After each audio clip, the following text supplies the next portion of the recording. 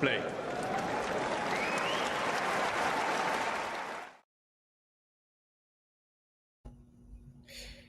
Good afternoon, good evening, good morning, whatever time it is in the world, wherever you are tuning in from. I apologize for the slight delay in my arrival, but here I am, finally. And I can already see that Rune has taken a healthy lead, albeit that it could have been a double break, but it's still just a single break. And I just want to make sure that my microphone is all tuned in. No, it isn't, but it will be in a second. And fingers crossed it is now. And I'm here to remind you to hit the like button and also subscribe. But I have quite a few questions that I would like to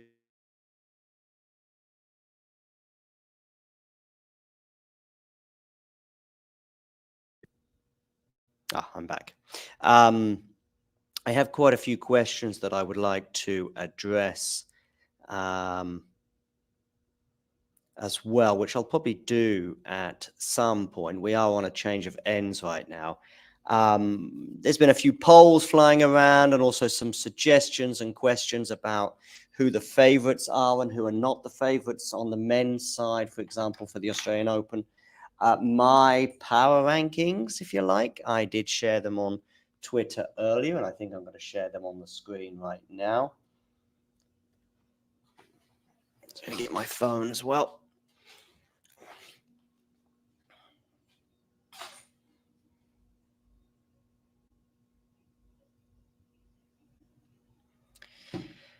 Yeah, I'm going to share my power rankings for you on the screen and probably try and sort of give you some reasons behind those suggestions just while we're on a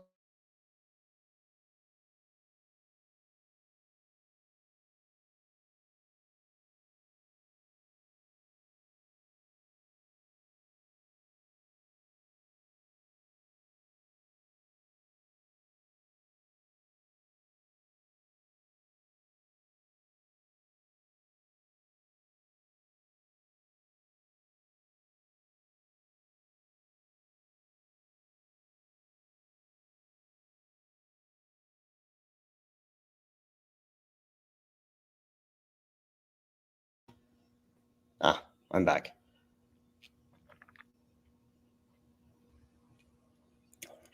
So, yes, let me share my power rankings for you and let me know what you think about these suggestions. This is 1 to 10.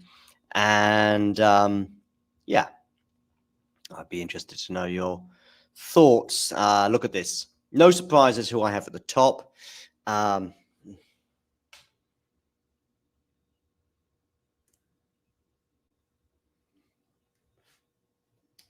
I think I'm going to move my laptop a bit further away because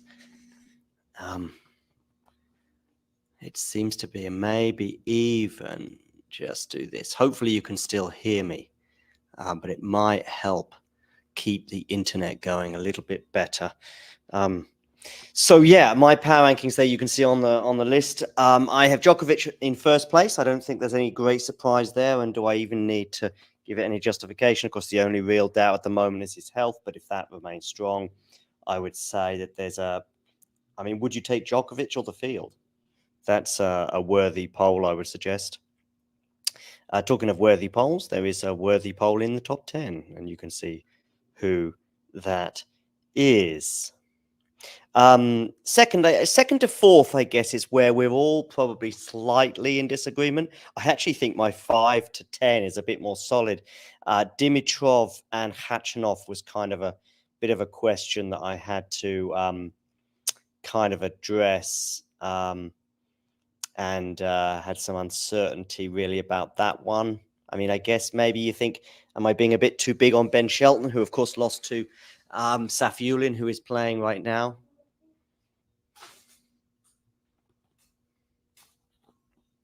I'm going to put that score back up now as well for you, so you can see that. But yeah, yeah, that's my power ranking list. 5 is Rune. I think that's a pretty solid 5, actually. Yeah, for me, it's 1, clear. For me, 1 is clear. It's Djokovic all the way. That's just not even, no one with a brain is going to just dispute that. I think 2, 3, and 4, everyone has them in different orders. I think 5 and 6, you could put Hurkacz at 5. You could put Rune at 6.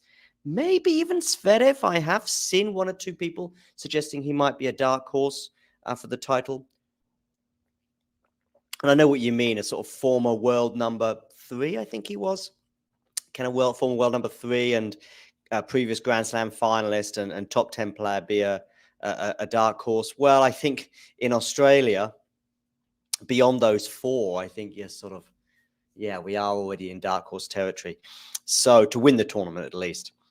And then I'm just going to, and then, of course, the rest, I guess you can really have 8, 9, 10, 11. If you throw in Dimitrov, you know, somebody might put Dimitrov 8. The problem I have with Dimitrov is how far-fetched is it for him to win the tournament? I mean, you could argue it's pretty far-fetched to suggest Hurkacz or Rune. I can see a very unusual universe out there where one of them does lift the title. Even Shelton, I mean, it's crazy, it's wild, but it's less wild than it would have been a year ago. Dimitrov, that would be insane. So, yeah, and I just went for Khachanov. I just think he's solid. And he's got form across the slams, and you know he's going to bring it. I know he's had injury issues in the second half of the year, but he's creeping back towards some form, and I think he'll like being back in Australia. It'll be interesting to see if the courts are as quick as they were last year. But he certainly seemed to enjoy them. Yeah, that's it. I mean, you could go wild and go Sebi Korda. It's actually quite a difficult one in terms of, I think, some other power rankings. Yeah, by the way, no Tsitsipas in there. Discuss. Be interesting to see, actually, if I've got any discussions on Twitter regarding this. Let's have a quick look to see if anyone's responding. Matthew here responding. Somebody's saying, where's Iga Swiatek? Which is rather peculiar. We do plenty of stuff on the women's side. And in fact, I'm going to respond to that by saying Nick will be doing some power rankings incoming on Sunday. Yeah, so that's that.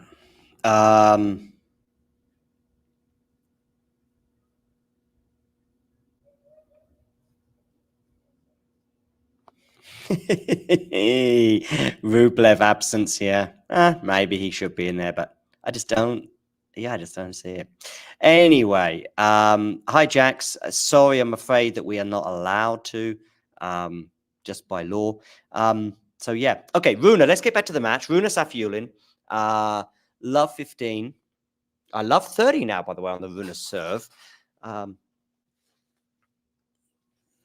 Just don't want to get the laptop too close to the screen because it does seem to affect things. So maybe here's a half chance for Safiullin to get this back on serve. Safiullin, by the way, who's gone from, yeah, a real dark horse before Wimbledon to being somebody who's, by the way, excels, I think, on speedy conditions. So Australia may well suit him. I would disagree slightly with Miles, by the way, who earlier on suggested that that the most likely slam for Hurkacz to win would be Australia. I do think it's kind of Wimbledon or bust for him, partly because of the lack of contenders, but primarily because I just think it suits his game the most, and it's where he's had his best results. But I did agree with both him and Damien in terms of the US Open being a kind of non-event, and of course, when it comes to the French Open, forget it.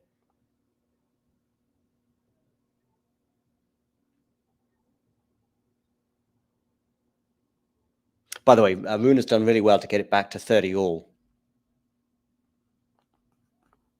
I know you're a fan, Matthew. I know you're a fan. We'll have a lengthy discussion about this for sure, and I may even produce a video. I'm hoping that that maybe I'll produce a video. I might get one of our other team members to do something on this. So yeah, it could well happen. But for now, Rune has just won 3 points in a row. Good serve there to get it to 40-30.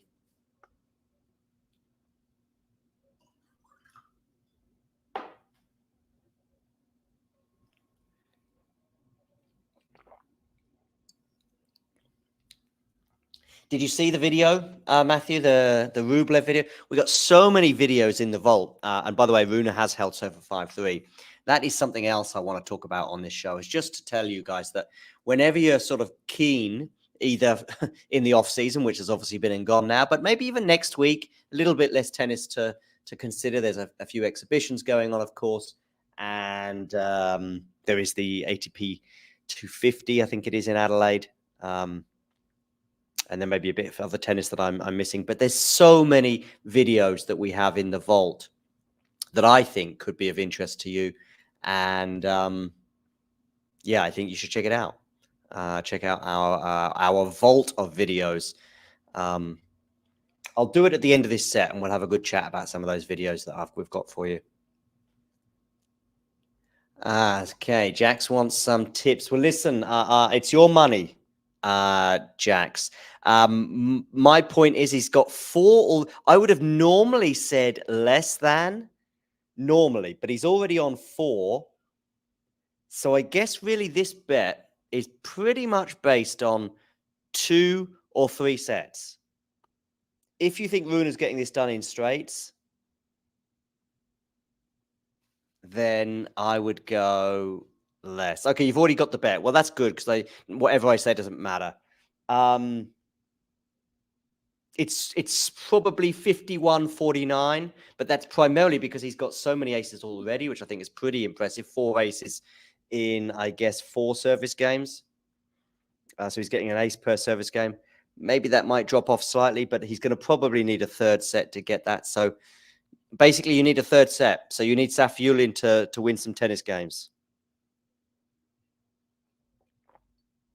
I mean, of course, if Safiullin breaks back, in a way, you need Safiullin to start winning some games. And Safiullin even breaking back might be good for you. Because then you're going to have a few more games and a tie break.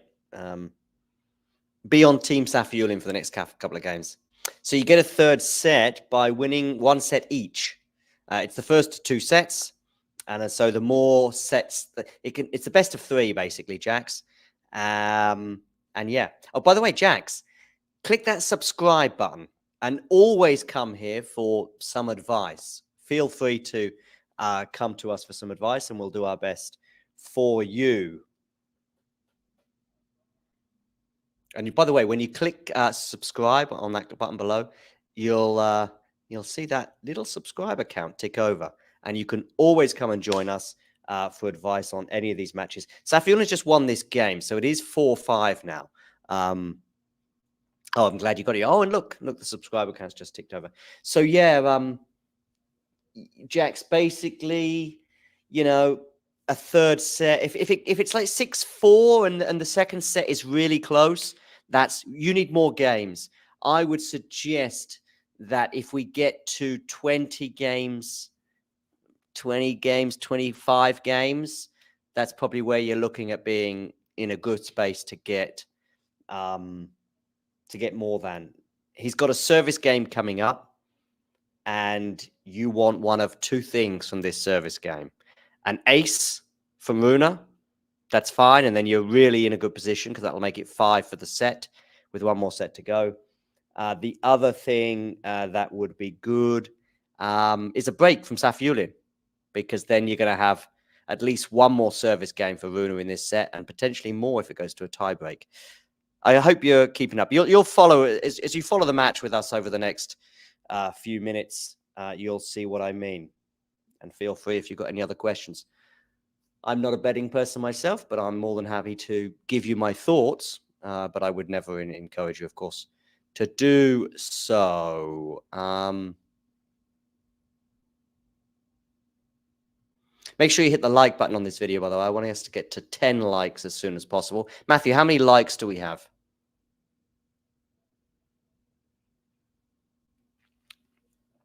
Matthew, I think it's. I know you said that earlier, but I don't think it is. Thanks, Jax. I don't know. I've never noticed it being more than about 10 seconds. Sure, Matthew. When I see your message, I might respond, and then it might take 5 or 10 seconds. So you're right. Your message might be there, but I don't think it's much more. Maybe it's slower on Twitter. That might be the case. But no, 5 or 10 seconds. That's kind of normal, I think.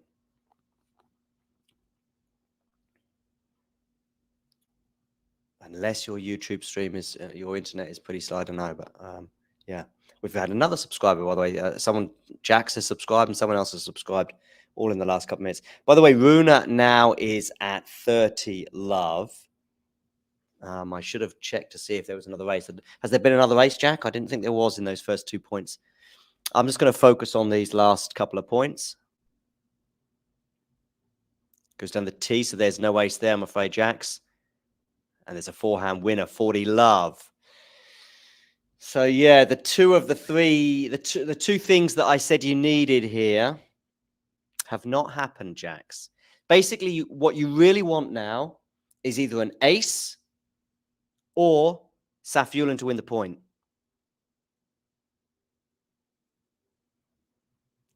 Worse. That's the worst possible scenario, Jax. Because it wasn't an ace, because Safiullin got his racket on it. But it was a comfortable hold for Rune and 6-4. So right now, Jax, I'm thinking below, but things change all the time. I didn't know that, Matthew. I have him over. Not even sure what it means, actually. Oh, yeah. So I said that I would talk about some of the stuff that we've got. We get the third set if Roman Safiullin wins the next set. Remember, 3 sets. First set now has gone to Holger Rune. First one to get 6 games, but by a margin of 2 games, wins a set. So you have to win by a margin of 2 games. So 6-5, no good. But 6-4, 6-3, and so on is fine. Each set is the first to 6. There are tie-break scenarios, of course, if we get to 6-5, but we'll talk about that as and when we get there, Jax, because I think we are in a bit of a beginner's crash course for tennis. So today's lesson 1, and I don't want to complicate things too much. Look at that first serve percentage, by the way, from Roman Safiullin. It's 45%. It's too low. Too low, I think, if you want to beat Holger Rune. And I guess Safiullin's problem is the return today more than ever against one of the best servers in the world.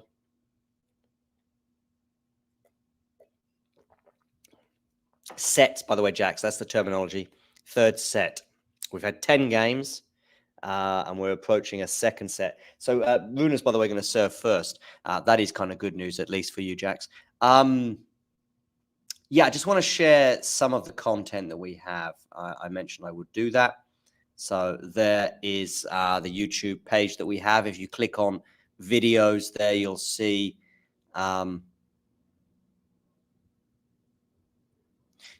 basically lots of videos that are, some are less timeless than others. I would suggest these sort of Rafa Nadal ones are probably 24, 48 hours at the most. Rafa Nadal at the Australian Open, perhaps what we can expect is pretty worthy to some extent. But really, these are sort of newsy videos. As really the only one that's really relevant right now is obviously that injury scare and our thoughts on his Brisbane loss. So do check that out. It's a 15, 20-minute video, and I think you've got plenty of stuff there.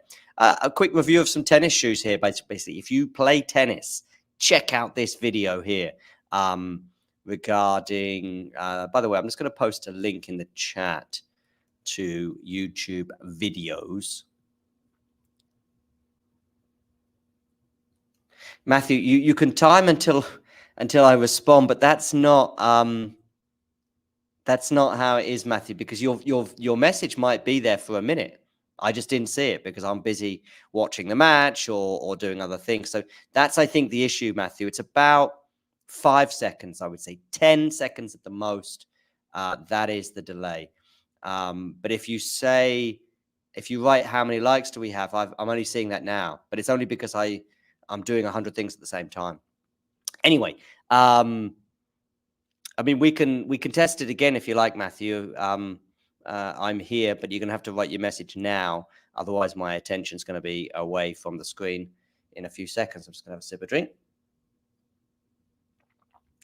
I mean, basically, as soon as you write that message, and as soon as you press return, and as soon as you see it flash up on YouTube, I see it as well. So, in fact, it's probably less than 5 seconds. Yeah. Anyway, I've been distracted and I don't see a message yet from Matthew, but hopefully there'll be one there soon. But in the meantime, I'm now not looking at your messages, so I won't be able to respond for a minute or two. But yeah, so plenty of videos here for you to all check out. These matches of the year series, by the way, they will last for years and years and years. And people will still be talking about the Alcaraz-Djokovic Wimbledon final or their match in Cincinnati for years to come, which is why we put them at 1 and 2 on the list. The Rybakina-Sabalenka match as well, I would suggest. Finally, the Australian Open certainly falls into that sort of legendary category. And maybe you might also think some of these other matches do as well that you can see on this little vault of videos that we have going back over recent weeks and months, including plenty of press conferences and interviews, and look back on the Canada Billie Jean King Cup win, as well as some clips of our chats with Djokovic and Sinner and Popyrin and Arnaldi and Kecmanovic, although the Kecmanovic video is for members only. And that's another little thing you can do. You can become a member of the YouTube channel and you can donate from anything from €2 a month upwards. And of course, the more you donate, the more perks you get, and also the more support you give to the channel. The link, by the way, is just below, but you can also click the word join, which you'll see below the screen as well, and you can become a member and get plenty of things. By the way, Rune has broken already. So that aces thing, by the way. Hey, Terry. Sorry I was a bit delayed. Matthew, it's not 2 minutes. It really isn't 2 minutes, Matthew. I'm not.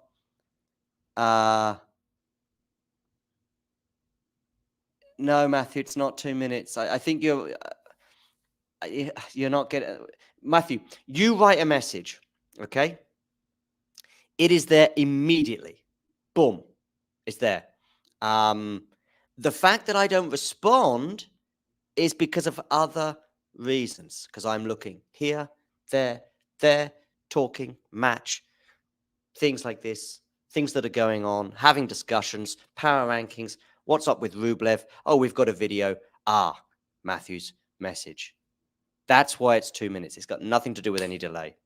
Hopefully that's clear now. As you can see, by the way, saying hello to Terry, and you see how that works? Seconds. Boom. Hey, Miles, how are you? Did I send you a link, or do you want a link, Miles? It's put up to you. I've been talking about a million things and stuff, but yeah, feel free. If you want a link, Miles, just say, give me a link. If you're happy just to stay in the chat, that's also great. And you can respond to my thoughts here. Rune, by the way, a serve and a set and a break now is, pretty ominous for the Russian, who's really, for me, is just the gap between him and the elite, and I'm putting Rune in the elite, top 10, if you like, is that return of serve. I would suggest jacks. No, he didn't get an ace in that game when he served it out. And if he doesn't get an ace here in this particular game, it's looking more and more shady. You need Safiullin to come through for you. You need Safiullin to get this back on serve and maybe even to win this set. That's what you need.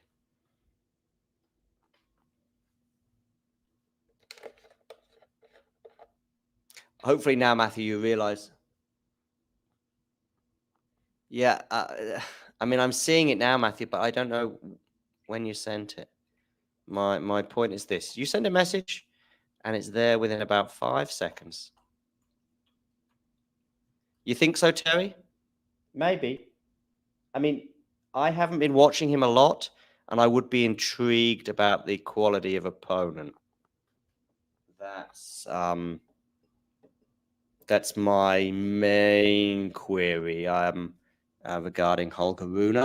I mean, the thing is with Rune, and the reason why he's not in that Elite Four is pretty much just better than end of last year. Yeah, sorry, yeah, but his purple period, if you like, the main moment was, of course, the end of 2022 when he was just getting better and better and better and winning Paris-Bercy. The main thing, big question mark is, and I think it would be a hell of an improvement in just a few months, would be if the 5-set conundrum. It's the same with Rune. The same with Sinner. That conundrum exists with him, no doubt. But Sinner is more established.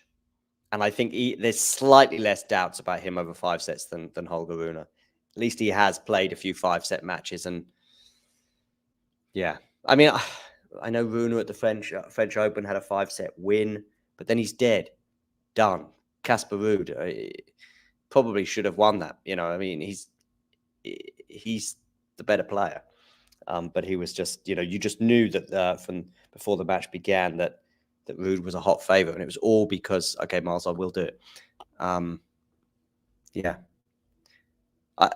I don't know how, Matthew, to illustrate how it's just seconds. Honestly, I don't know how, because the only reason it's more than seconds, and I feel like a broken record here, is just, Matthew, because I don't see it immediately. That doesn't mean that it's not there on my screen immediately. But yeah, I don't know. Who's that? Rublev. See, look, boom, you send a message and I see it. Rune, lol. Did I get the two Rues muddled up? Quite possibly. I meant Rude. Rude. He played at the French Open. But yeah, as for Rublev, yeah, he's not on the level of Holger Rune or Yannick Sinner, or of course the top 4. Or Sinner's amongst those top 4. Anyway, I'm going to send the link now to Miles. Yeah, he's looking good. I still want to see a bit more from him though. In a couple of weeks, let's see how he is over the first. Listen, if he wins, funny enough, if he wins some 4-set matches and just looks physically good, no problem. But 5 sets was an issue for him last year, whether it would be in Australia when he goes out to Rublev, or whether it be the French Open, where he was just, I remember watching his match against Eubanks, where Eubanks on clay made Rune was already physically struggling a bit in that match, and then even more so in the 5-set against, I think it was Cerundolo, wasn't it? And then after that Cerundolo match, you just knew that he should beat Rublev. He beats Casper Ruud, by the way, just if they play tennis tomorrow and he's fresh. But he didn't win that match because he was dead. And also in the final of the Monte Carlo, physically just killed him the night before, because it was a pretty late-ish one because of the rain in Monte Carlo. Okay, Miles, here comes the link.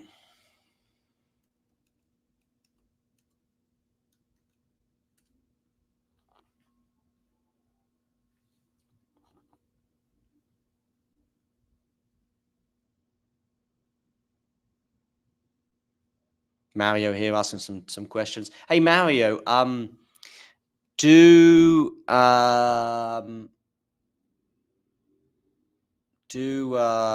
hit the like button and subscribe. Yeah, the aces, you're in trouble, Jax. You're in trouble. I'm not saying it's done, far from it, but I would certainly imagine that over and under now will be a bit closer to probably something like 8.5.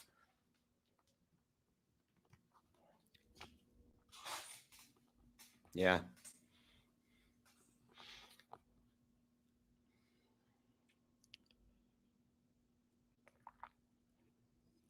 Oh, very thirsty.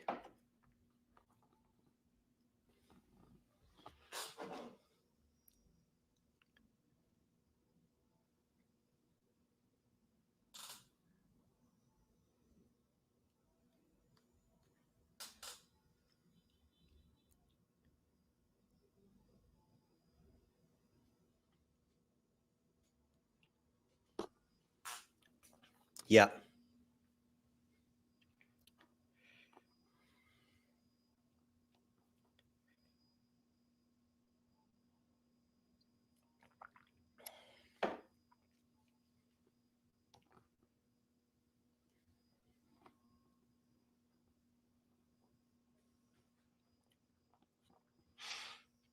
Yeah, Matthew, listen, it's not my thing. I'm not here to endorse it. And I think in the state of California, Matthew, it's illegal to gamble on sports. And yeah, I'm kind of,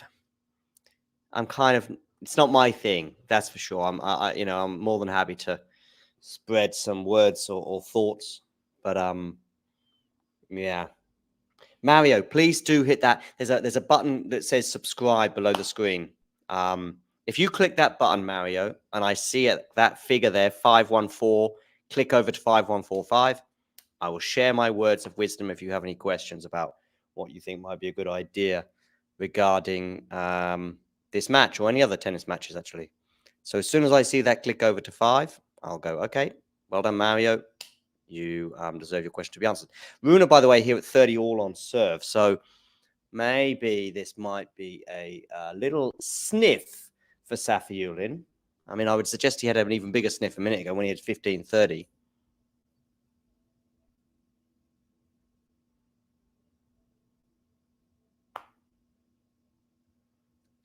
Matthew, I guess it's your internet then. Sorry. That's all I can say.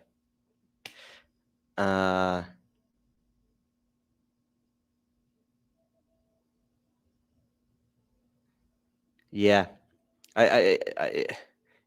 Maybe it's your internet, Matthew, because I can write a message right now.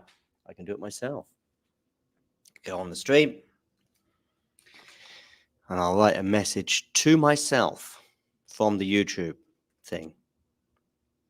Watch this. Hey, you might be right, Matthew. We'll find out.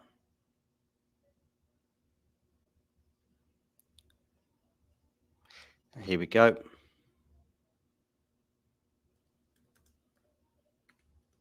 Here we go.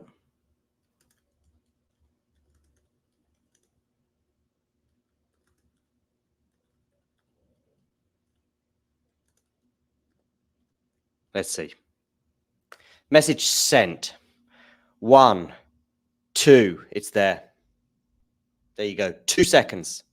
That's the delay between sending a message and me seeing it. It's probably even less. Yeah, probably even less. It's probably about 1.5. Let's do it. I'm just going to send the number 1. And I'll say the word 0. 0. Oh, hang on. I haven't pressed return. Okay, here we go. 0, 1, 2. Okay, yeah. So just less than 2 seconds. I mean, that's me counting 1 to 2, but something like that. That's about normal. Maybe 3 seconds. Let's say no more than 5. Listen, I love Rublev. But yeah. Listen, Matthew, the messages are coming through, and they're coming through, I think, immediately, at least for the rest of us. And I'm sorry if yours are not.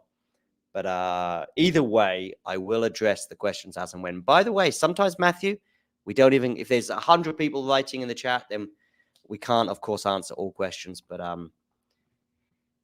I would love to see Rublev win a slam. I would love him to prove me wrong. I'd love me to prove me wrong. Actually, Matthew, I think I will probably do a poll on this sometime. By the way, Safiullin broke back. I should have been really all over this, but I've been chatting about other things. But Safiullin broke back. And by the way, Miles, you've got a link as and when you want to join. I think I sent it to you on Twitter. I hope I sent it to you. I hope I sent it to the right person.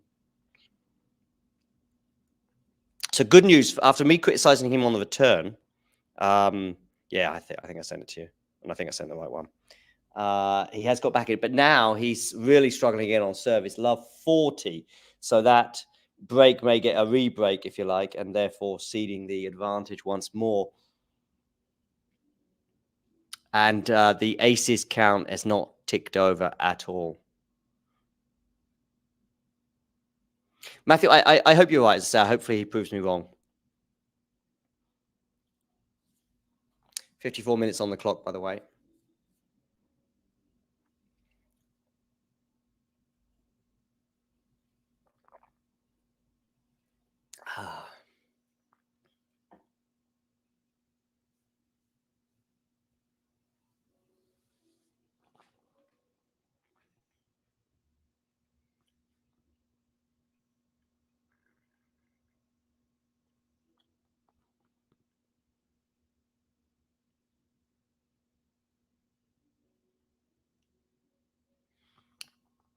By the way, a famous Brazilian coach, Mario Zagallo, has passed away. For those of you tuning in who have any interest in football, soccer. Don't know where he was from. Wonder where he was born.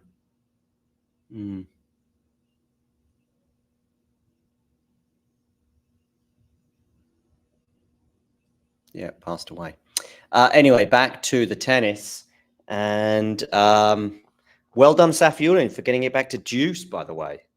Well done. Roman. Nice forehand there, amongst others, and then the smash. Let me know thoughts in the chat as well, what you think about Rafa. It's funny because there's a positive spin on and a negative one, and I see both in a way, and I feel both. You ready, Miles? Give me a thumbs up if you are. I'll yep, that's 2 thumbs up. That's how enthusiastic Miles is to return to the stage. How you doing all right? I'm doing okay, John. How you doing? Yeah, good. I kind of wanted to do this stream mainly just because I think there's quite a few interesting topics flying around today. I love that Hall of Fame chat. Being the European that I am, probably, well, not probably, I was definitely erring on the argument of Damien's there. And I didn't have an issue with it per se, Mars. It's okay, but it just doesn't mean anything to anyone outside of the US. That's my argument. Maybe Canada as well. I guess because I'm so US centric. Yeah, right. Me too. There's a million things that I think should be important to the world, but it's Mhm. just because I'm from the UK or whatever, you know? Yeah, that makes sense. That makes sense. Just 2 different cultures, because I think it's a huge deal if you get in there. Yeah, right. And it's a cultural thing, Miles. Yeah. You're absolutely right. And it's very... Listen, I know none of us are naive, and all of us like to think we're open-minded. I know, and I'm sure many of us are. But there's certain things that are just ingrained in us, Miles, that will never leave. Whether it be, you know, I'll watch a British comedy and I'll be laughing and I'll be looking at the person next to me, who, whether they're a native speaker or not, but they may be a perfect English speaker, and they just don't get it. And I'm like, why don't you get that? And the other way around as well. Yeah, you know, Black beans. Here's something for you. Black beans. I cannot stand them. You go to Latin America and maybe North America too, but they, you know, black beans is a staple diet and they can't understand it. Also, I'm not a huge black beans person. Here's another thing, Miles. What's that? You can say some amazing things to someone about their particular culture or I'm thinking food here in particular. But they're only interested in the but. So what I mean is, you can talk about Italian food and you can say, listen, Italian food is so rich, so beautiful. You know, obviously I'm a big pizza guy. And the amazing thing with pizza is the million different varieties. Pizza, by the way, didn't arrive in New York until just after the Second World War. How about that? A city so famous for pizza and Italian culture. Before 1945, zero. Anyway, I've gone off at a tangent there. Then you talk, never mind. Then we got into the pasta, and then we got into the risotto. You know, even just the smell of the fresh tomatoes as well, and the fish and the hams as well, prosciutto ham. I mean, I can go on, but, and this is where the but is. Where's the but? The breakfast is a bit of an Achilles heel. It's a bit of an Achilles heel. And people take amazing. umbrage to that. And I'm with the Italians in terms of the coffee. That you go for the thick coffee, the heavy coffee in the morning. After lunch, you don't want to be having another heavy coffee. Then you need to be having a light sort of. I'm with them on that. But anyway, but you could say all of those amazing things, and even agree with them on the coffee thing. But they're like, what's wrong with Italian breakfast? Like I just praised 10 things, but the 11th thing is what you're focused on. Yeah. And it's only an Achilles heel because everything else is so amazing. Yeah. And it's just not a, you know, and then you say, I might say to them, say, yeah, but, you know, Italian breakfast is a sort of on the move, quick thing, 8:15. You know, you're on your way to work. You zoom in. You get your coffee and your piece of toast with ham or your croissant, or I don't know, croissant's French, but it is pretty common. Something quick and on the move. Yeah. Whereas you go to North Africa, for example, and it's a 2-hour thing, you know? All of these are places I have yet to visit. So I feel very I'm gonna spend it optimistically. I just can't wait to go and experience them. What's Holger Rune shouting at? I have to say, I've I been talking did about see that just for a second. I saw that when I got on the stream for the first time. he's shouting at someone. Boris Becker is not there, and I'm wondering if that might be because of the terms of his release from prison. I could be wrong. If he pops up in Australia for the Open, I think it's London he can't go to.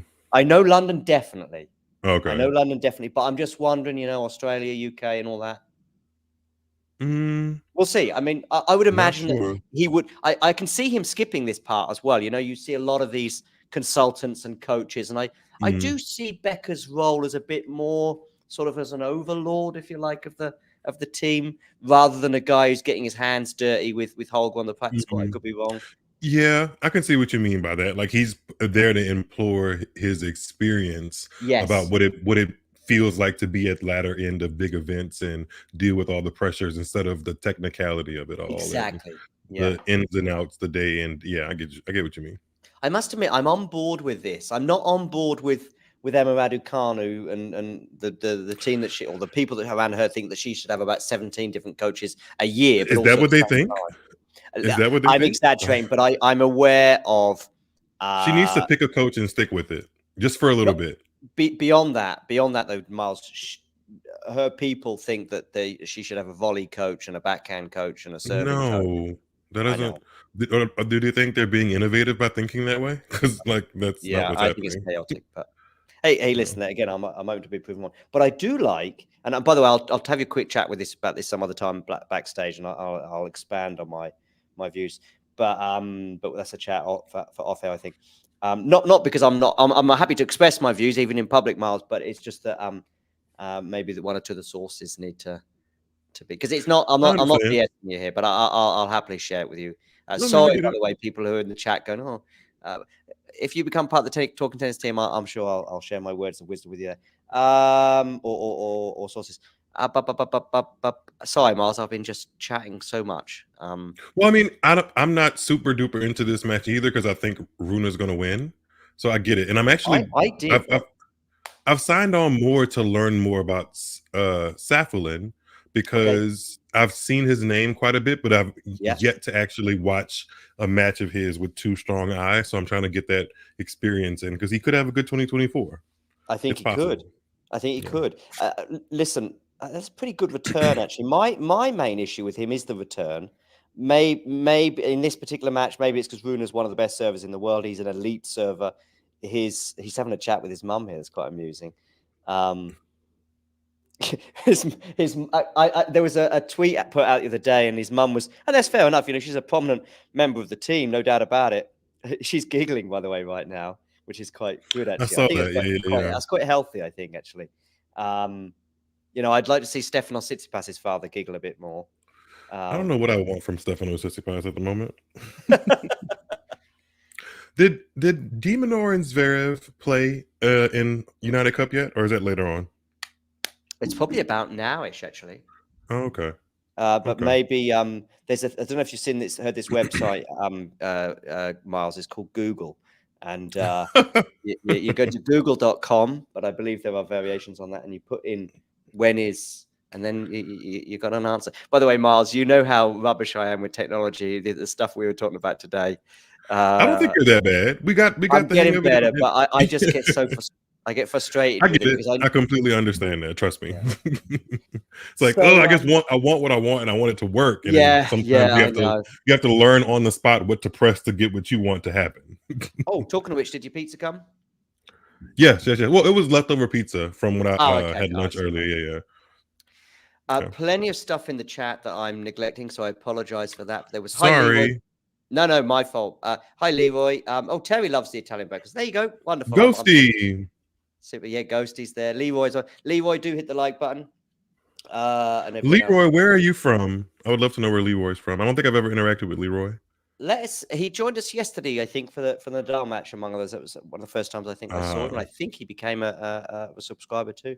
Awesome. What I was going to say, let us know in the live chat, where are you all tuning in from? Miles, where are you tuning in from? I am in New Orleans. I'm in New Orleans, Louisiana. I was going to say it, but I always get a bit anxious at the last minute because I know you moved last year, but I should really have it down by now. You're in New Orleans. Okay. It's okay. We're buffering here in New Orleans for the time being. So got it. By the time, don't get too settled with me being here. All right. Yeah. By the time I've learned, I'm not. I'll have got it down in about 2027. You'll be in two different cities. I'll be out of the States by 2027. So you'll be in North Africa and devouring the breakfast. Yeah. With Anjabur. You'll be Anjabur's media guy. I will, and tell everybody how she won Wimbledon on the third try. Yeah, exactly. Yeah. You'll be co-writing her autobiography or ghostwriting her autobiography and media manager. I believe in her. It could happen. So we're back on serve. Safiullin, by the way, I want to share my words of wisdom, but they're nowhere near as in depth as someone like Damien in particular, but possibly Jack and Vanch too. Return of serve is the difference for me between him and the elite. Quick surfaces better than slow surfaces, as we saw with his performances at Wimbledon, I thought, and also a little bit during the indoor season. And he's had some really impressive scalps. Wimbledon, of course, getting to the quarters, I think it was at Wimbledon. That was so random in hindsight because it came out of nowhere. It came out of nowhere, and he kind of took on the momentum after it, but not really at the same time. Yeah, and I thought even at the time maybe the draw helped him a little bit. Did he beat Eubanks? Did he beat Eubanks in the fourth round? No, that was no, because it was Medvedev. Medvedev beat Eubanks, so it wasn't Safiullin. Okay, Medvedev. Yeah, was that in the quarters? Who did beat Safiullin? Sinner. Yes. So yeah. But quick surfaces, and we also saw during some of the quick-ish surfaces indoors, Paris Bursty. I say quick-ish, actually. I think he got to the final in China, I believe, too. Right, yeah. And by the way, it beat Zverev in, I think that was in China. It was a really tough first round for both players. I mean, Zverev is thinking, my goodness me, they couldn't get much tougher in the first round. Alcaraz, of course, beat him in Paris Bercy, and he's had a good run here as well. Beat Ben Shelton here. Should Holger Rune be lifting this title now? He's the #1 seed. Yeah, he should be lifting this title. Yeah, people are gushing over Rune in the chat, and I get it. Is it because of his legs or because of his tennis? I see what you mean, and maybe both. Somebody asked him at the UTS. We actually had a media accreditation at the UTS. We sort of didn't do a huge amount there because Jamie could only go 1 of the 3 days and stuff. But we had a few videos emerge after the UTS thing, and he did tell one journalist in a sort of in the mix zone that well, the journalist asked him, "Are Nike going to bring out a shorts thing?" And he sort of smiled and said, "Yeah, it's in the pipeline." But I wasn't sure. You'd have to watch it to get the context. I wasn't sure if it was done in jest or it really is going to happen. Maybe it is happening. We'll watch this space. But it could have been just like in jest. I don't know. That Holger would have a shorts line? Yeah. I could see it. He needs to win a little bit more when the world's watching for that to be a successful business venture, I think. He's one step away, but that step is huge because it's 5 sets, and yeah, agreed. It's me believing that his body can stand the test of winning 7 matches, best of 5. Yeah. Definitely, yeah. I think he can do it. I think it may happen this year, it may happen next, but I think there is a universe we live in where Holger lifts a Grand Slam trophy. Oh, and he can do it. He's shown he can do it on pretty much all 4. Quarterfinals of Wimbledon, quarterfinals of Roland Garros. Has he made the quarters of the U.S. Open yet, or a 4th round? Don't know. I think he went out super early last year, but he was going into. He's really stressed at the moment. Yeah, he's throwing some things around. Yeah, I saw that. Yeah, not sure, but I think you're right. Those 3 of the 4 slams. Funny enough, not Wimbledon, although he did get the quarterfinals there. Wimbledon, I'm not sure about his slice. I'm not. Listen, he's great, but when I think of the elite elements to Rune's game, it's serve and return, and I know that's pretty good things to have. But I'm just thinking about his net skills, his volleys, his I don't think those are hands. bad. I don't think those are They're terrible. fine. They're Yeah. fine. I mean, they're top 20. But the reason he's in the top 10 is the not number because of that. changed, by the way, to 5145. Oh, thanks, Miles. I don't know who it was, but I know that was on the. Oh wait, it went Oh, down. it's just gone back down. Maybe they. Sorry, Maybe they're that not. was terrible No, it's all timing. right. Maybe they didn't like my Rune talking about his volleys. Maybe that was what it was. I know. What are the chances that it will go down as I literally brought it up? That's crazy. Yeah, it'll go up again. Don't worry. It will. It fluctuates, but always eventually in the. Do you remember what number you started 2023 at? 2023 or 2024? Yeah. 2023, like January 2023. Okay, yeah, I do. I can tell you roughly from a few things. Funny enough, I saw there's this, this video I've got of while there's a break in play, blah blah blah blah blah blah. Check out this. So it's just gone back. I knew somebody maybe just pressed the wrong button or a spider ran over the keypad. On that thing which I produced towards the end of the Madrid tournament. So you get your is that like beginning of May, I think, isn't it? There's a little thing where you see me scrolling through the page, check out our webpage or check out this and check that. And it says 1.8K. So I know that in Madrid we were, and that, by the way, is to the nearest 10 even. So it would say 1.81 or 1.82 or whatever. So that was 1,800 in May. And I can go back further than that. So what we did is it took us maybe 4 months to get 1,000. Right, because it was at 1,000 in December, more or less, because I think I got to that 1,000 threshold between August, September, October, November, December. Let's say 4.5 months for 1,000, and then it took a similar period of time to get to the 2,000 mark. Does that make sense? Let's say 5 months for 1,000, 5 months for 2,000. So we're getting quicker now. We're going a bit. We're getting quicker. We're getting more like if we were 1,000 for 5 months. My ambition is to get 1,000 for 1 month this month. Yeah, that may be too ambitious. That may be too ambitious. But I mean, it's better. It's better to be ambitious than to be negative about it. Because I mean, yeah, it depends on Matt Mars. And you heard me being a bit negative today about accreditation. I think, yeah, but I mean, I think you just have to keep doing what you're doing. Like, it's not lost on me that 5,000 plus people have decided that you're worth entering their digital ecosystem on a fairly often basis. So just keep doing what you're doing. We'll be fine. We've got quite a few new people in the last few days as well in the chat, which I love. New people. I love the old people too. It's me, John. I bring in the new people. I'm joking. Oh, good. Oh, no, I thought you were going to say that's you, as in that's you with an alternative name. No. I'm sure it's you bringing the people, definitely, yeah. But I love this stuff from Pitchka?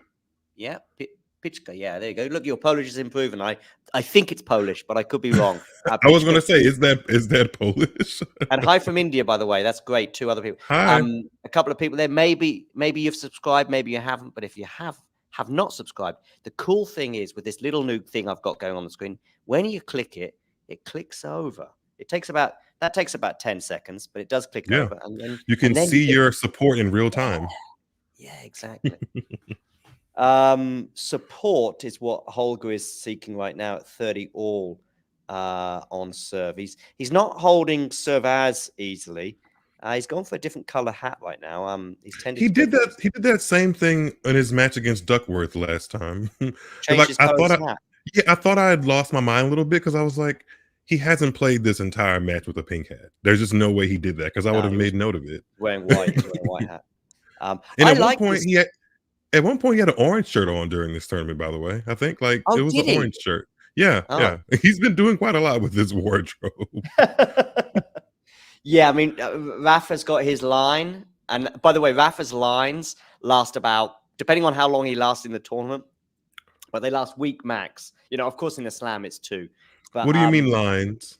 So Rafa's, this one he's just worn, this outfit that he's just worn. Yes, gotcha. He's just worn it, and you'll never see it again.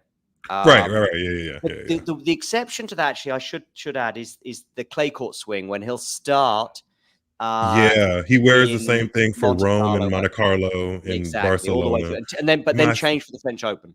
my favorite stretch of him, actually my favorite outfit might be what he wore in 2021 between Monte Carlo, Barcelona, and I know Rome. the outfit, and it's maybe my least It's favorite, it's Miles. it's the pink and purple. Oh my Yeah, gosh. exactly. Yeah. He So looked I mean, that season wasn't the best. I mean, he well, did because he win. win the French, did he? Yeah, that's He the won point. Barcelona and Rome. I think that was it. Yeah, But something that's about that not bad. outfit.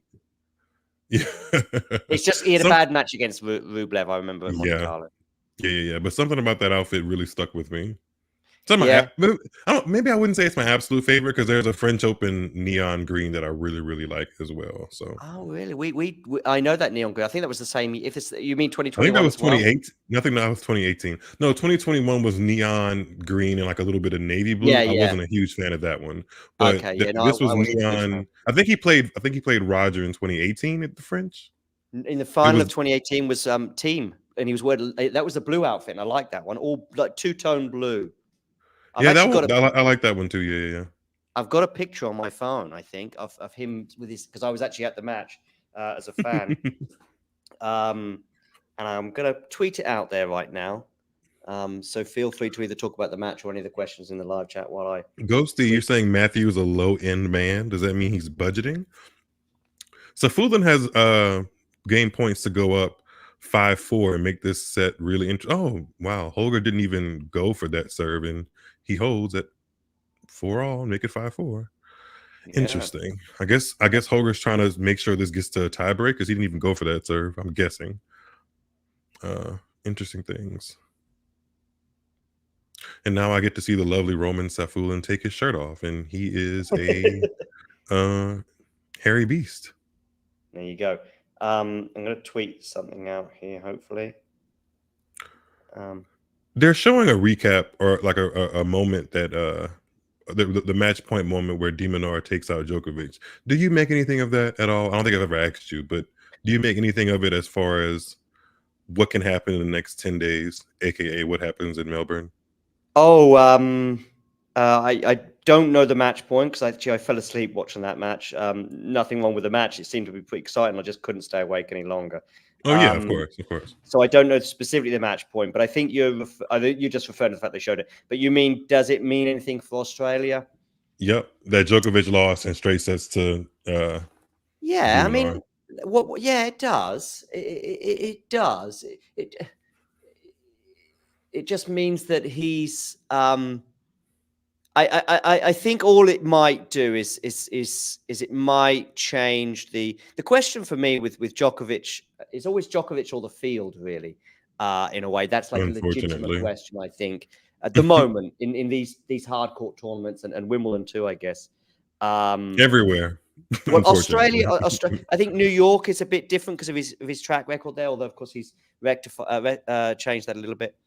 Yeah, it does. I think it brings that question a little closer, and the risk situation. Yeah, but not a huge amount. I don't want people reacting to this in the live chat or elsewhere by going, "Oh, John doesn't think Djokovic's winning." No, he's still easily. It's Djokovic in the power rankings that I've recently tweeted out there. There's some controversial things in there, but the least controversial is my first choice, which is Djokovic. It's yeah. But I mean, I know when I make my fantasy pick, I'm not picking Djokovic to win because in my fantasy world, he's not winning. So I've gone for Alcaraz incorrectly. I think I went for Alcaraz in the last three slams. Yeah, but I got it wrong at two of them, of course. But I do think there were circumstances behind that. This is the first time in a while I've been, maybe ever, that I've been up this late watching an ATP 250. Yeah, Usually I don't watch ATP matches just for shits and can I say shits and giggles? Just for shits and giggles. Yeah, you can. But I'm doing that right now, just for Holger Rune, I guess. Yeah, me too, kind of. Really. I mean, no, it's not true. I mean, I watch them for that fun element too, but I probably watch more than you do. I just think this has been a funny and entertaining part of the season. Not because we were starved of tennis, but I do think that these 250s and 500s are a bit more. I mean, 500s too, because how often would you have Rybakina and Sabalenka in in a 5 Yeah, season as everybody's looking for their footing in a new year, and like something about a new year is just fresh. Whether you're a tennis player or not, there's something about the vibe that you want to bring to the world that's a little bit fresh because you've made it from one calendar year to the next, and sometimes that shows in the actual tennis, and it has a overarching. Oh, I hate when tennis players spit on the court. Rune just did that. It has a Oh, sheen did of he? yeah, it has a sheen of Oh, newness to everything, So well, that is a bit new as well, what Holger just did. But, yeah. I'm just talking about Rafael Nadal outfits with Tuned Into Tennis, aka Miles David. And I think it's the other way around. I think I've thought about changing my Twitter name to just like, I don't know, Miles David, if that's available. the I don't know thing if is, I should go back. listen, I like both. They're both very, very good.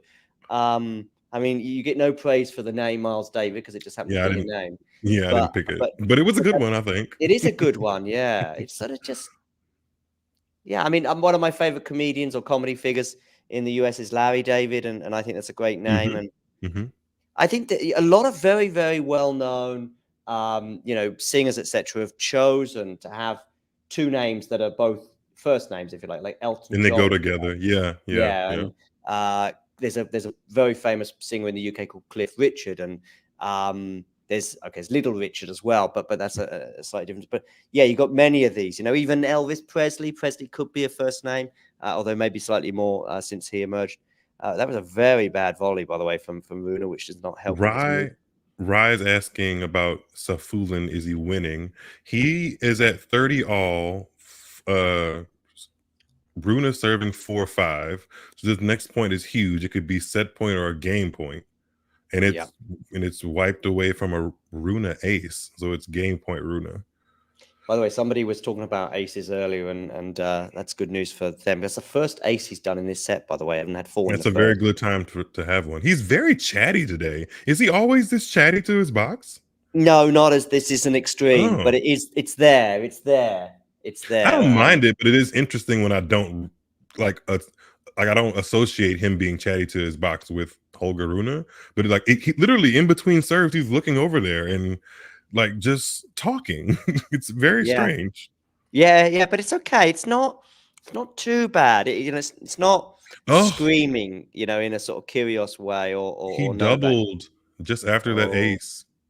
Am I ahead of you? This never happens. Yeah, no, it does, Miles. I'm of all the talking tennis community, I'm the one furthest behind. Trust me. Yeah, you are by about I mean, I've just seen the double now, so it's about 15, 20 seconds.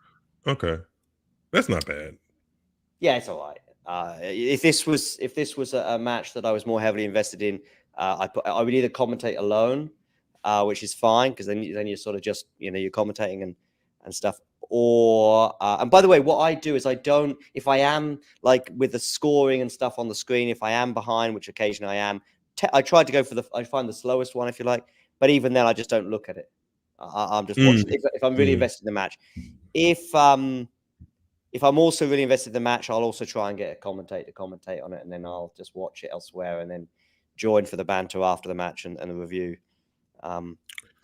Looks like Svitolina's inching closer to on the WTA side. She's inching closer to a Auckland final. Okay, I've taken my eyes against off Coco. So who's she beating? Sorry, she is in third set against Wang Jiyu, left-hander. Okay. She's she has 3 break points to go up 3-1 in the third.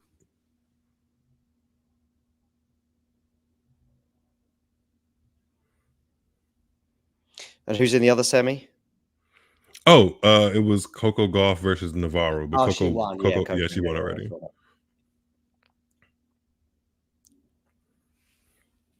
He's still in this service game. Come on, Rune. Come on. Sometimes games feel so long. Yeah, I know. The Wimbledon semi-final. It's funny because that game was 27 minutes, I think, with I don't know. I can't remember how many juices. Steve Flink, I was talking to him about that match, of course, recently, and he's got a sort of photographic memory. Okay. Yeah, and he actually used that expression too, and he's great when you want to talk about a match with him because he remembers these inflection points, and he'll know exactly how many juices that game had. And by the way, if I say 27 minutes, he'll go 26, which is also fine. By the way, he's very polite. He's actually super. There's a lot of people in the media that are not super, but he is. And there's no liquor in this, by the way, about anybody that's wondering. It's just a Coke Zero. Just a Coke Zero. Rum is your go-to liquor? No, whiskey. Oh, whiskey, okay. Or tequila. Tequila, yeah. Or whatever you were drinking in Malaga for the Davis Cup. I was drinking beer mainly, I think. It looked great, and you guys were having a great time. Yeah. To be honest with you, what we did about Billie Jean King Cup as well. Billie Jean King Cup, I think I did at least 2 episodes. I think that was it, actually. I think I did 2 episodes from a bar. It was the most I've ever cared about either of those events from your commentary. So, and me too. But of course, I was there, so that does change things somewhat. But I'm glad you were, because those events usually, I am so far ahead of like not caring. Yeah. No, I know what you mean. If we could just get our season down to 9, maybe 10 months, I'd be a happier camper. I would as well. I mean, everybody would, I think. Except for our tennis brain in a jar, Damien. He wants. Well, I don't think. He wants what? He wants 13 months of tennis brain. Well, I think for the players that literally calculate how they survive from playing every week and need to play often, and like that's just how they are wired. I think 250s and below can be any time of the season or any time of the year, but 250s and above, it's tough for me to think that they need to be happening from January to December. Agree. Literally, the 2024 ATP schedule has an event in December. It won't happen because he's still stressed, isn't he, Holger? Yeah. And I don't know if it's helping or not. Maybe it will. We'll see. It's funny how humans and we can look at this as being a weakness, and I get it. But if he ends up, winning this match, then some people, I think it can help them. I think other people can go into a meltdown. We've seen various sports people over the years do so. But anyway, regarding the tennis, I think I'd be with you. I'm with you. But 10 and a half months, I would keep Billie Jean King Cup and Davis Cup, definitely. I'd be tempted to make them biannual and maybe even have them alternate. So one year we have Billie Jean King Cup and the next year Davis Cup, and have them over a 2-year period. We have way too many cups. We have way too many cups. Yeah, I'm not. They need to be consolidated to at least 2. That means Laver. Hopman Cup just goes. Hopman Cup we don't need. Yeah, we can consolidate Hopman and United Cup because they're kind of the same identity. We can combine Laver Cup and the UTS and make that a funsy thing, and then Laver Cup's an exhibition. Combine BJK and Davis would actually call it the World Cup and let it be the World Cup, not every year though. I wouldn't be completely against Billie Jean King Cup and Davis Cup uniting, but I think both were pretty successful in their own right this year. It's just but in the landscape of how many other traditional tennis tournaments there are, it's added fluff. It's really added fluff, and there's already fluff. There's already fluff. I like that. Yeah, we get. I mean, from the grand scheme of things, other sports don't get this. We get 4 Super Bowls a year. We get 4 times to like really rally up the troops. Not many sports can survive with that, but I think tennis can. Yeah, but I think that's what that's what should always be the gems of tennis, and you rotate around that, and the last of the gems happens in September. Why are we playing in November after that last gem is over with? Hey, what's this, Miles? I have to full screen my screen really quickly. Hold on. Can you see it more or less? Beer? It's a mug.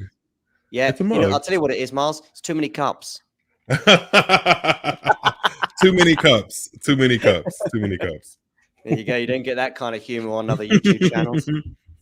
I don't think people laugh like me either. I've been told for a long, long time I'm a very, for lack of a better term, cheeky. Yes, cheeky laugh. Yeah. The calendar's way too congested. It's probably not going to happen because there's too many dollar signs. But I'm fine with maybe some kind of symmetrical thing going on, or I'm not sure if symmetrical is the right word. But 4 slams, 8 masters. I think that would be, or 8 1000s, perhaps I should say, would work. I think we've got 10 at the moment, so somehow lose a couple.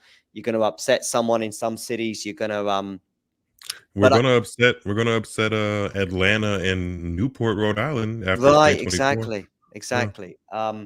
I would the one that for me is pretty vulnerable is Cincinnati. I think they got a deal for like the next 20 Oh, years. it's happening. I'm so what is it in my on Planet John? I mean, I don't mean. Wait, on Planet. Oh, you would move that my one? tennis planet. Gotcha.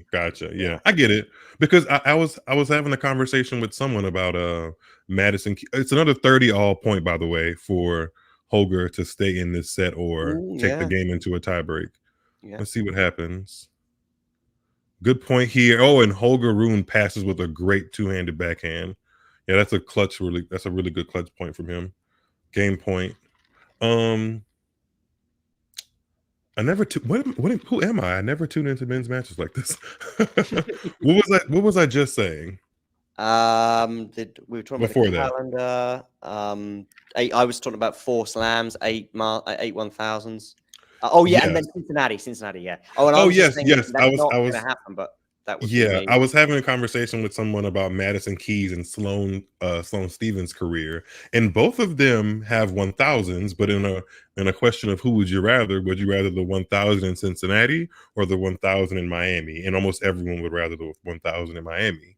It has prestige. It kind of sits on its own, whereas Cincinnati, although it's a great tournament to win and is of equal point structure importance, it doesn't have the same implications and what's the word I'm looking for? Prestige to it. Yeah.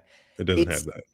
For me, it's of course subjective, and there's 100 million biases coming your way, everyone. So don't take this too seriously. But I have my peaks and troughs, and I have a post US Open dip that is not revitalized until Paris bursts in the ATP finals. Paris doesn't do it for me. And I get that, and I'm okay with that. But it is subjective, and of course, don't get me wrong. There's a lot of the facts that it's my time zone and all the rest of it involved. That's not. By the way, I'm not culling the Asian swing. By the way, I think we can give it more value if we think about the calendar a little bit more, and if we lost, for example, 1 or 2 masters elsewhere, it would elevate that Asian swing slightly more. Agreed. So this is something I would posit. It's not happening, Planet John, but I would possibly do something like have Montreal, Toronto, and Cincinnati on a 3-year combined. cycle. Oh, gotcha. Because they're close enough together. Yeah, they're close enough. That way, we're still not. Did I even think we might start seeing? Djokovic, for example, didn't do Canada. He didn't. I was thinking that this year with the Olympics, there's no way. Well, maybe some person might do it, but the top players are not doing. At post Wimbledon, the Olympics, Canada, Cincinnati, and the U.S. Open. They're not doing all of those. I've been saying for about 2 or 3 months now, Alcaraz is not playing Canada, and hey, listen, this is just my idea. And there's literally the ATP 500 in Washington, which is always a great event, the same week as the Olympics, which is terrible for that tournament. Terrible, literally terrible. Yeah. So if you did my 3-year cycle, that would be less of an issue because you could move Washington to a week or 2 later. You could put it at the same time as Canada, for example, right now. And you could have the Cincinnati event as one of this 3-year cycle. By the way, Holger Rune, he's speeding through this tiebreak so far, channeling that aggression that I was talking about. Jax, this is the tiebreak of set 2. Don't let the scoreboard and the screens surprise He's concerned, and he should be, because he needs 10 aces, I think, to win a bet, and it's at 7 right now. He needs this. He's just got an 8th one, perhaps, or unless it's the 7th. As much as I know about tennis, I probably would be a great bettor, but I'm not a bettor in general. Like, I just don't gamble, you know? So. Me neither. I would be, this is 7th. I would be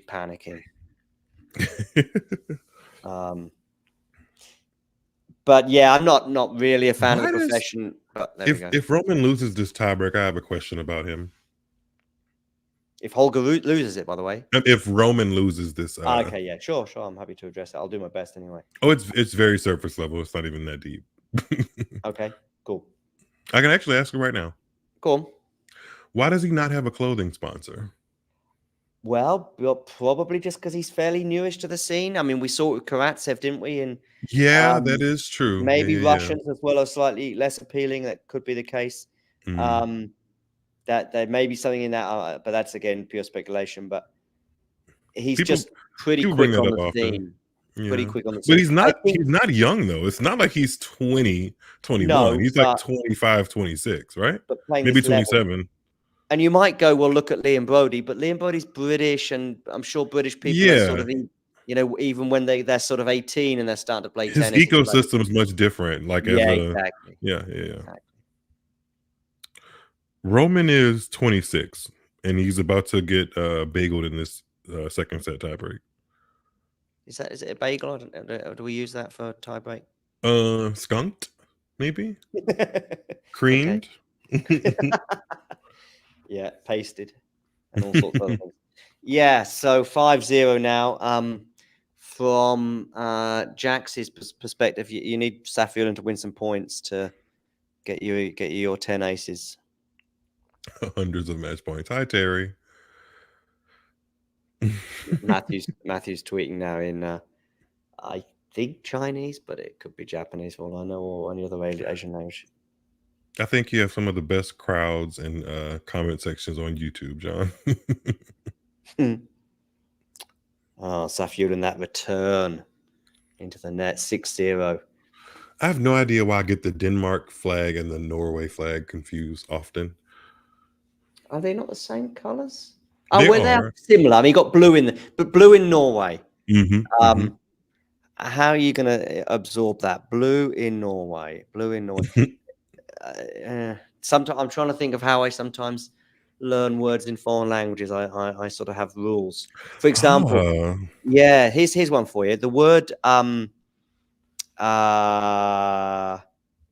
I'm teaching English, actually, I used to tell my students, to Spanish students, I say, think of a dog on a boat, because boat in Spanish is barco. So if I'm teaching the word to bark, it's like, just think of a dog running around on a boat and just barking. To teach, you say it different in the US, but in the UK we call it a boot. You call it the trunk, where you put your luggage, right? But we call it in British English the boot, and I would always tell my students to think of the boot full of boots, Wellington boots. But anyway, that's going off at a tangent there. He's done it, 7-0, so job done. Hour and 37 minutes. That's pretty. I mean, he barring a meetup with Dimitrov, and Dimitrov plays great and Holger does not, he should be lifting this title, which I feel like raises his stock at a good performance in Melbourne. So yeah, true. I think he only won this puts him in the semis, doesn't it? This puts him in the final. Oh no, that was. I was Hang like, on. No, yes, final. It does. Saturday. Yes, it's wow. Friday. It's Friday for you, but it's Saturday for the Australians. Oh, so yeah. I mean, yeah. If Jordan Thompson beats Dimitrov, then Rune should definitely win this title. And then even if Dimitrov gets to the final, Holger's still the favorite. So yeah. And Holger should be lifting this title. It's one more match to go, as we see Safiullin blowing out his cheeks. It's one more match to go, but there's a lot going on randomly right now. Kerber and Tomjanovic just basically got underway. Svitolina is up 4-1 in the final, trying to get to her first championship match of the season. Also, speaking of championship matches, to my knowledge, Emil Rusevori does not have an ATP level title, and he's in the semifinals of the ATP 250 in Hong Kong. And I feel like, I mean, there's a good enough chance that he could sneak and get one finally. I think the other men in the semifinals are Rublev and Jerry Shang.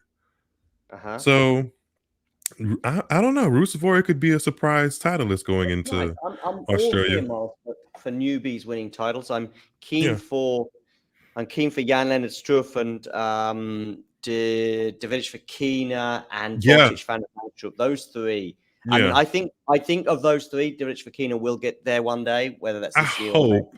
But can't you see him doing something really boneheaded on the championship point? Yeah, I can. Like doing a cartwheel for no reason. That's why I know Jane, who's in the chat, for example, loves him, and I'm a fan too. I see it's Curb up a break, but now Tomjanovic has got 2 break points. He's a fun one. Yeah, he's a fun one. But my fear is for the other two, because Botic, I think, was up. A double break on Holger Rune. Holger Rune, by the way, I don't want to say this as we were just talking about him. In the whole of 2023, I think he won 1 title. So if for him to win a title in the first week of I'm just going to listen to his speech. Hang on.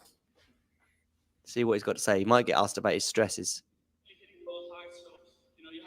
We can play this, Holger. I'm calling you Holger, Miles. You're Miles, he's Holger. In the second set, and he was on me right away and broke me there with 2-1. I wonder what he's going to look like if he grows in his facial hair. I can't see it. I think I did well, to be honest. You know, I managed to put him under pressure most of the time when he was hitting hard. I was there with some good counter punch, so I'm very happy. You certainly were. That tiebreak in particular was clinical. And I can see you were dealing quite a bit with your box, who I know, your team are very important to you. How much were they helping you in those moments? I could see there was a bit of frustration at times, but you worked through it really well. Yeah, I was so frustrated after he broke me, actually, because I lost completely focus. So yeah, thanks to my team for keeping me on track and managed to close it out in 2 sets. It's very good, for the energy. Managed to stay mentally good enough today. It's harder, as longer you go through the week, as more you feel it. But yeah, it's great. I mean, I'm playing some better tennis every day, so that's what I'm focusing on. And physically, I'm great, so I'm happy. You played brilliant. Do you hear this okay, Miles? Tonight, yeah, perfectly. How do you prepare now? What do you do? A bit of recovery, something to eat, and then watch tonight's understanding? Yeah, I mean, I will definitely watch a little bit with my sheets off, enjoy a bit. Yeah, I know it was, a crazy match yesterday with Thompson and Rafa, so, definitely gonna enjoy a bit after dinner to watch a bit, but mostly just focusing on myself to get ready physically, mentally, to prepare, because no matter who it's gonna be a tough match, so I'm just gonna try to get as ready as possible. Well, Holger, you've been turning it on all week. Congratulations. 1 more to go through to another final. Well, there you go. Holger Rune. That's his words. I think he makes the semi of a major this year or better. Yeah, maybe. There was a question from Terry, actually, I think I saw from a long time ago that I wanted to answer before bring this to a close. But I can't remember what the question was, Terry. So maybe you have to repeat it if you're still there. I think he's leaving the chat anyway. Yeah, semi. That sounds reasonable to me. And I think that would be a step forward. Just winning titles, I think, is huge for these guys. And of course, for him or Shelton and, of course, they obviously ultimately want to lift the biggest trophies in the game. I'm not saying they don't. But if we're here in a year from now and Holger's won another 1,000, for example, or Shelton's won a 1,000, I think that's a good year, and they've maintained their top or Shelton's in the ATP Tour the ATP Tour finals, yeah, and Rune's there again. It's another good year. That's not to say that he won't win a slam maybe this year or get to a final, but yeah. If we're having this conversation 4 years from now and he hasn't done anything, that's different. That's where we're having it 6 years from now with Stefanos Tsitsipas, if we think about it. Oh, we're having the conversation now about if he's ever going to do it. I think the conversation it's fair. Really? It's fair to have the conversation for him and Zverev. Miles, go on. Sorry, go on. Zverev is just benefiting from, I guess, the sparkle of the comeback that he kind of went on in 2023. Even though it wasn't, I've seen much better comebacks. But when it comes to both of them, the jury's out on if they're ever going to win a Grand Slam, let alone get back to the final of one. So there's some competition. He's absolutely on this list of 4 players, but I haven't quite narrowed down the other 3. And I'm going to put a Twitter poll out there and various other places where you can post polls to ask the question, who is the most likely to win a Grand Slam? And so he's on this sort of list of 4 question marks, okay? And it has to be a similar sort of age range. So Rune won't be on there. Sinner won't be on there. Mm-hmm. But players such as, I mean, Rublev could be on there, for He should be. example. You put Rublev, Tsitsipas. Who else sort of falls into this sort of 23, 24, 25, 26 category? Zverev and Casper definitely, Ruud. yeah. And Casper Ruud for sure, I think. Casper Ruud, maybe, yeah.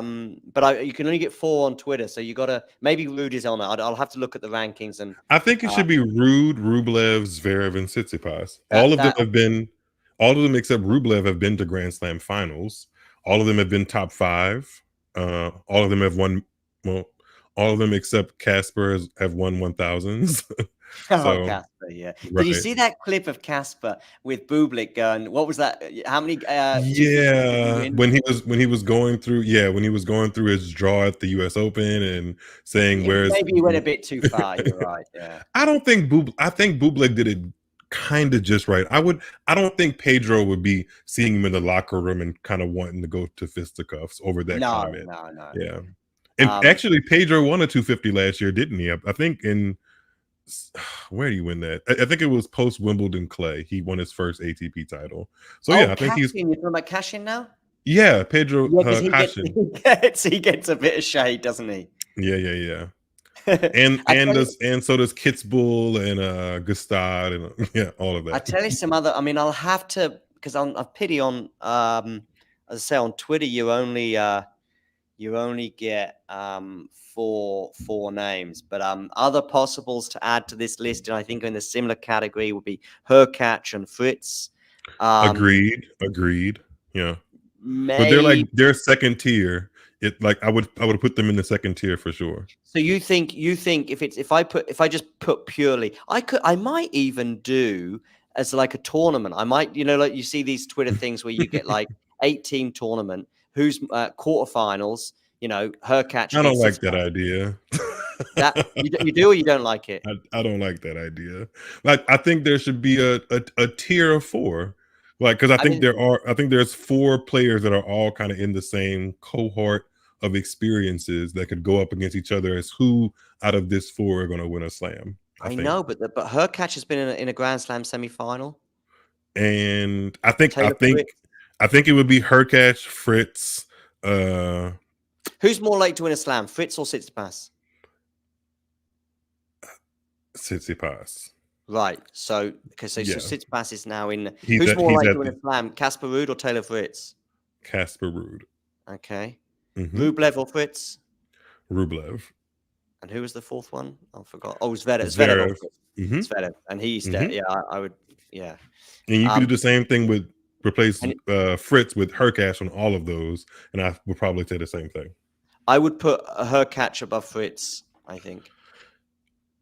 They are neck and neck, I think, because I can see both of them absolutely crumbling at the opportunity. I really could see it. Like, yeah, Fritz would do slightly more.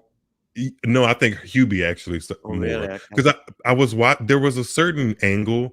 There was a thank you. Thank you for what, Matthew? What did I say? That jogged your thank you. But probably because he loves Rublev, so. Oh yeah. Boy.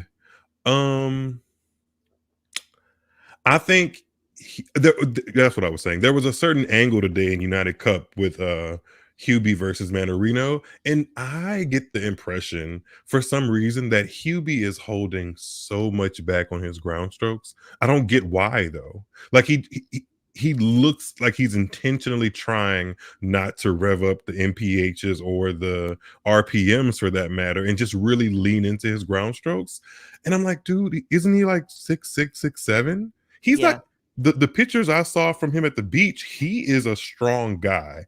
He should not be. I love the fact that he has the endurance and the ability to go into lockdown mode, but that should not always be the default. There were several moments, even though he won that match, where he could have really leaned into a forehand and peppered it, and he doesn't do that. And I think that would make me believe he could be a Grand Slam champion instead of a Shanghai and COVID Masters 1000 champion in Miami. Like, he has to lean into his shots and believe that there's strength in them. Sometimes he doesn't believe that he has strength in his shots, and it's like, you have it on your serve, put it on your forehand and backhand. That's what I would tell him.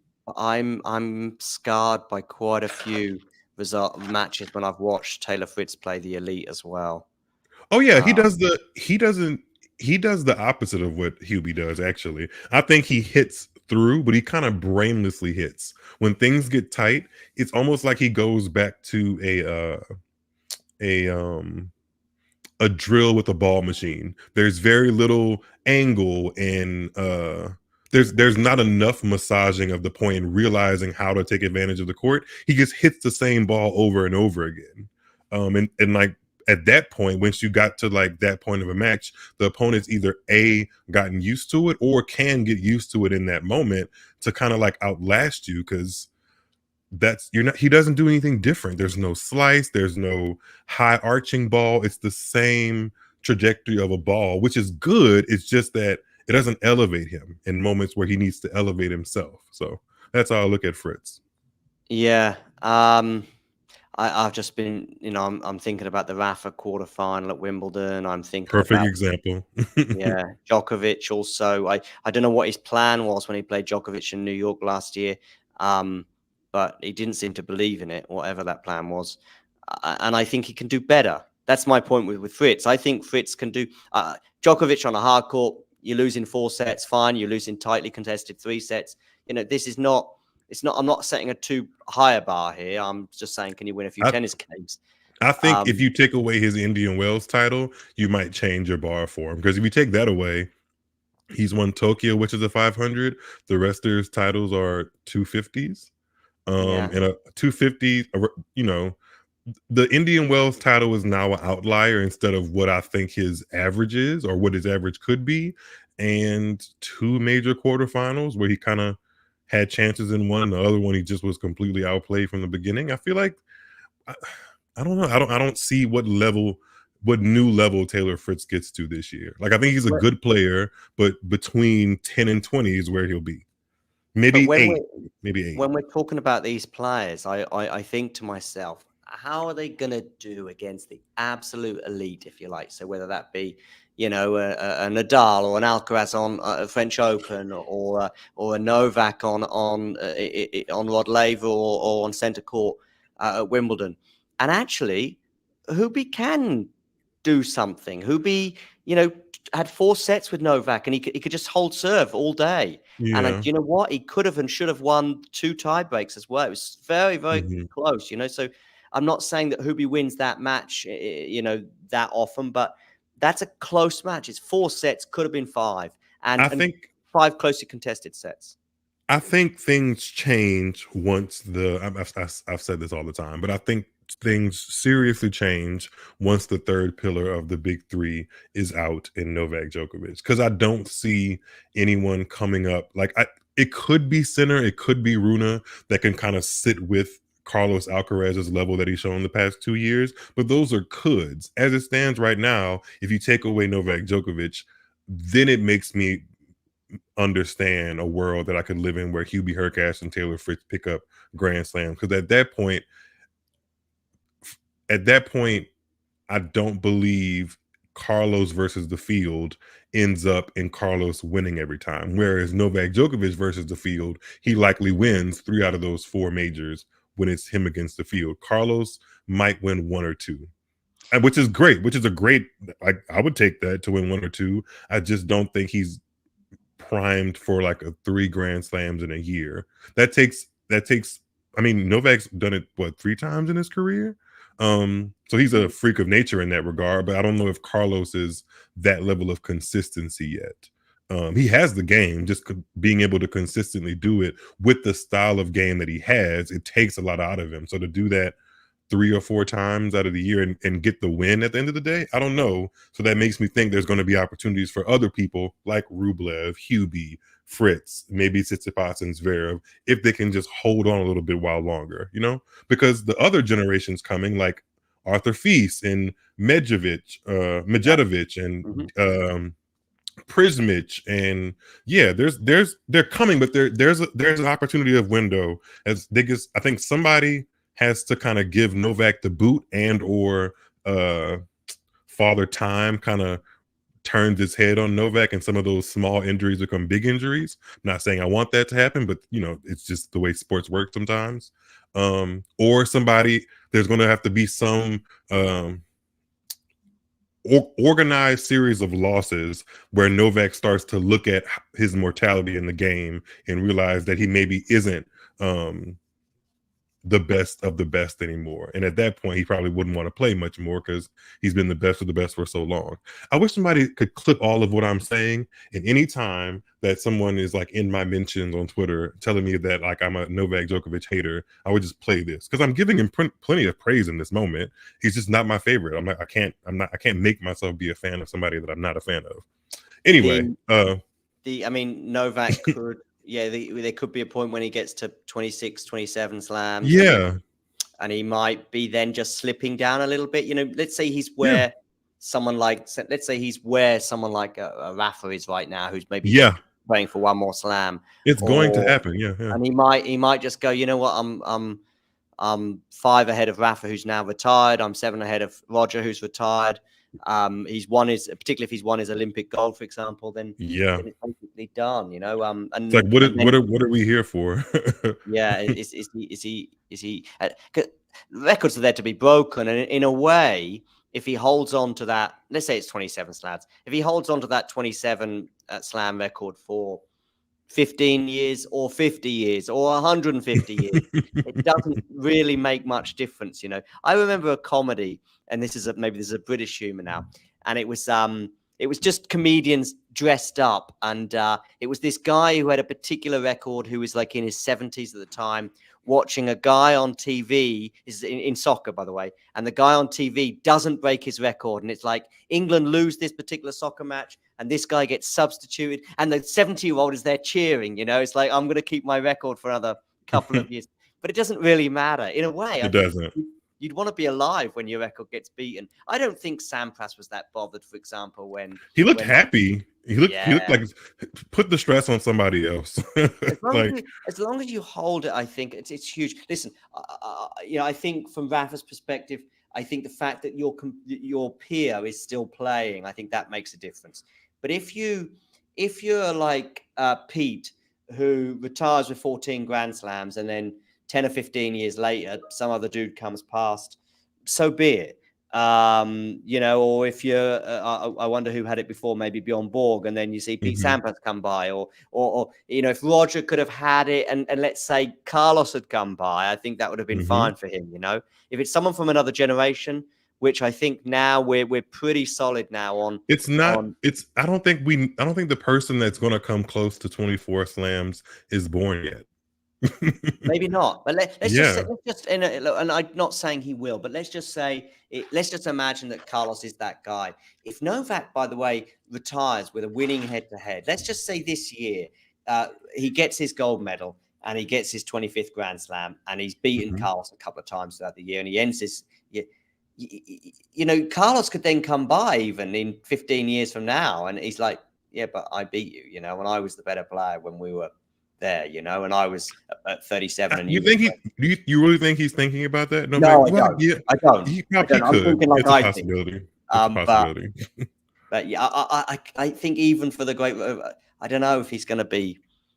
I don't know. There also has to come up. Well, I mean, maybe money and resources have a lot to do with this, but there also has to come a time where like his kids become of that age where he like has to be more involved, to a certain degree. Like, I mean, his children are all young. Like eventually he's going to turn 40 and things start to shift from what I've imagined and read and researched. Like, I don't think it's going to be like, hey, how much time do I have to get to Melbourne and practice to feel my level to get to want my hands on this trophy that I've won 10 times already. The dip is coming. I just don't know when, but it's going to come.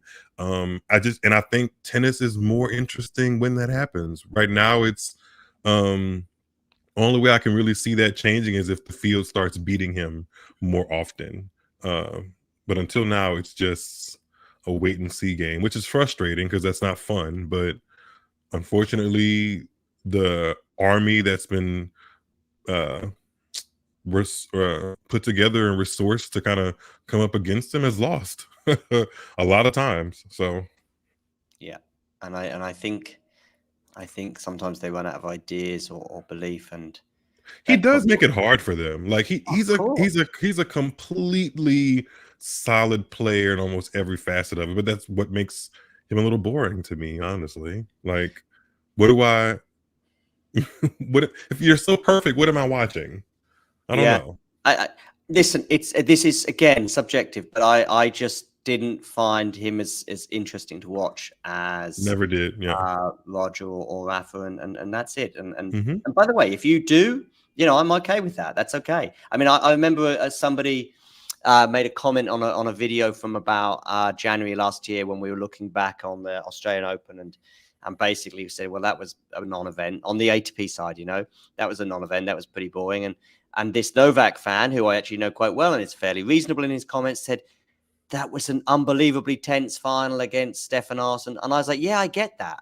I'm watching a match, sometimes a soccer match, where my team is winning 3-0 and I'm still on the edge of my seat worrying. But everybody who watches, they're like, well, that was boring. You know, yeah. Where was the tension?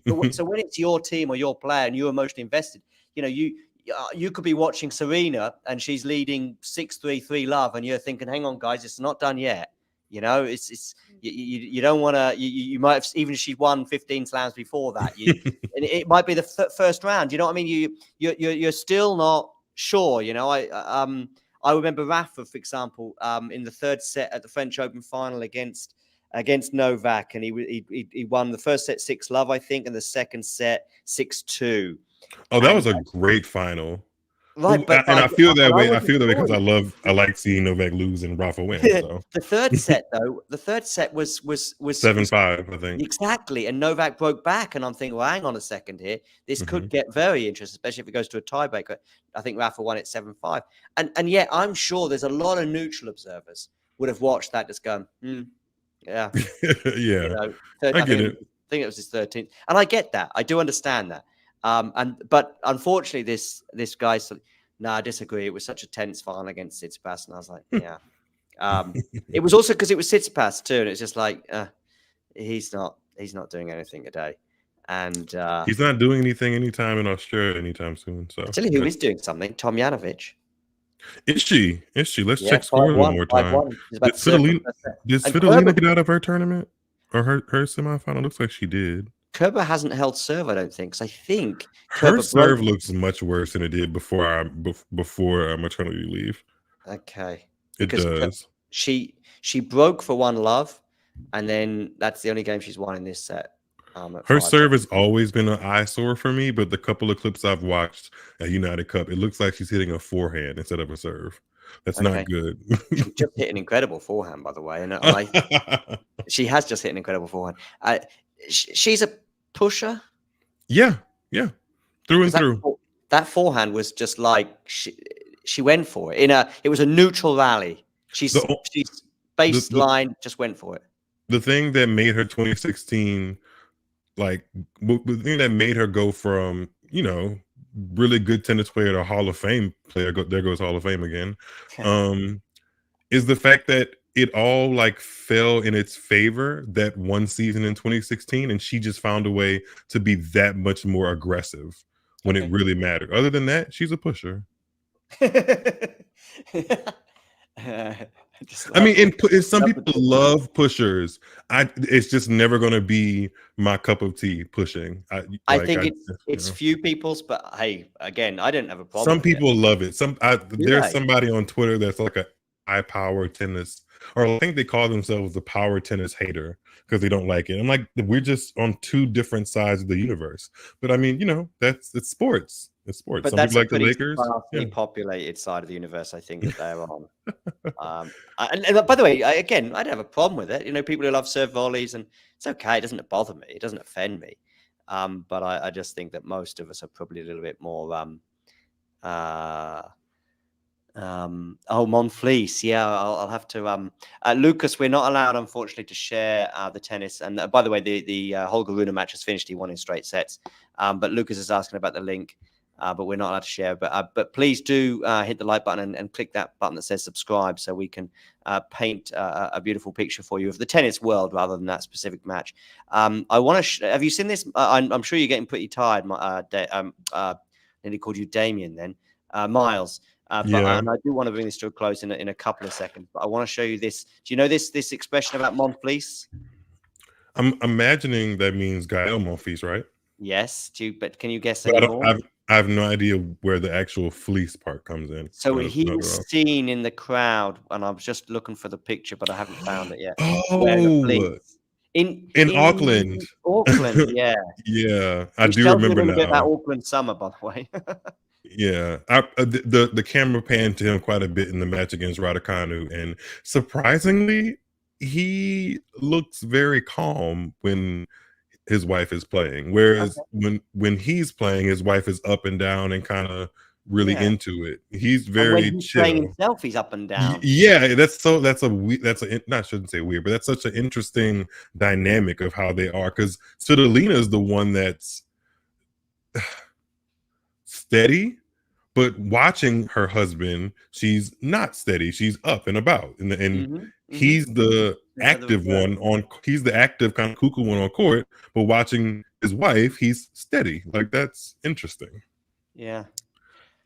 Oh, I've got it. I had a quick look around, and I found it.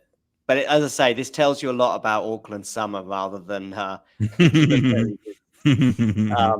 that's a nice fleece too. I would buy that. That's a nice fleece, yeah. But this is supposed to be peak weather for the New Zealanders right now. So yes, it doesn't get quite as hot there as it does in Australia, where of course it's pretty humid, as Rafa was mentioning in Brisbane, but various other parts of Australia are pretty hot, especially if you go inland.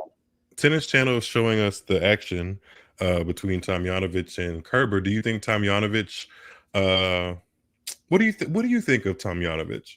Oh, I'm glad you asked, actually, Mars, because I feel pretty ready to answer this question. I spoke to her at the Billie Jean King Cup, albeit in a press conference, and this passing one, or the one, or pardon? This passing one? Yeah, the one just recently. Okay. Yeah. And of course, her year was a bit of a write-off, really. I mean, she barely played. It barely happened. Yeah. I think did she try and come back at some point? It was like one match, I think, around about September, two matches maybe. She won a round at the U.S. Open, then withdrew. But she was supposed to play Rebakina. Yeah. So, and it was like, okay, and I think she may have rushed back a bit for that. And I was kind of surprised to see her at the Billie Jean King Cup, bearing in mind, that was the first tournament. And then she said in the press conference, and it surprised me as well, that she was thinking about going to Latin America to play some 1-2-5s. And I was like, yeah, you're saying that now, but, it's a long way to go. And then you need to get to Australia as well, blah, blah, blah. She said, I might just do a training block. And I thought, yeah, I think you're going to do the training block. Well, then a week later, I was like, oh, hello. She's in Latin America playing a 1-2-5, and she won it. Yeah. So I was like, okay, that's interesting. That's that she has taken the tougher route in a way back to Australia in every sense. And I think she can do some things, not big things necessarily. And I think she can finally win a WTA level title? I do. Yeah. She's had her opportunities, and I always look at her like I'm seeing it totally. Oh, that was an amazing volley she just hit. Oh yeah, that might have been the best shot I've ever seen her hit. A little clap from yeah. To me, I think I've been watching Tomljanovic easily since 2017. She's just one of those players that I happened to see, and I was like, oh, I could kind of see her having a good career, and it never really formulated because there was always an injury. So I would like watch out for her name in the comeback, and then nothing would really happen. And then all of a sudden, 2021, she reaches a quarterfinal. In 2022, I think she gets to 2 more. So like I thought it was happening for her, and I was starting to really go from thinking that she was. This is what I call her, like I don't know if this is nice or. It's whatever. I call her like a lesser Victoria Azarenka because there's so much about her game that reminds me of Azarenka, but not the same oomph or results of Azarenka. But in 2022 was when I was just thinking that she's going to be her own Tomljanovic in her own right, and then it got derailed again. So I'm not sure how that's going to go this year. Like, is she going to get more on her own success, or am I going to look at her as like a lesser Azarenka? I don't know. The injury came at a very unfortunate time. I think, the back end of 2022, and I think she could have done some big things in 2023. But yeah, winning a title. I mean, who's a more talented WTA player in your opinion? Is certainly more of an expert than me and WTA. Who is the most talented sort of top female player who's not won a title? Let's look at the rankings, because there's not many. I mean, the women do win the titles pretty often. I was thinking while you were saying that Sarah Cerebus Tormo has 2 hard court titles and Tomljanovic has none. Muhova only has 1 title to her credit. Who has 0? For the longest time, it was Kudermetova. She's won 1 now, yeah. She's won 1 now. Good one as well. Been beaten. Kalina, I think, is the highest ranked now currently. Kalina, I think, is the highest ranked. I don't think she's the most talented though. Jasmine Paolini. She's won 1. She's won 1. Oh, she has won 1. You're right. Yeah. Slovenia. Yeah. So there you go. And if it's Kalinina or Tomljanovic, I'm probably saying Tomljanovic is the more talented one. Noskova hasn't won 1, but she has plenty of time. Yeah. Navarro is just really making her mark, really. But she doesn't have a WTA title. She's not that as established. There's also, I've got this very cute moment that I had with Tomljanovic and Saville at the Billie Jean King Cup that I'm just sharing on the screen right now, where my camera was slipping. So I've got it held there in like a thing. I don't know how to describe it, a grip thing. And they just started giggling, Saville and Tomljanovic. And I was like, what are you? I mean, I didn't say anything. I looked behind me to see if they were laughing at something behind me. And it was like, no, they were giggling at the fact that my camera was sort of going down. But it took me about 30 seconds or maybe more to figure it out. And they were sort of pointing. And is it me that you can't be pointing? We've never met, before. I can't see why you'd be having this interest. But it was just the fact that my camera slipped. I'll see if I can. I've got the still here from that. I'll see if I can maybe share the actual. There you go. This is them.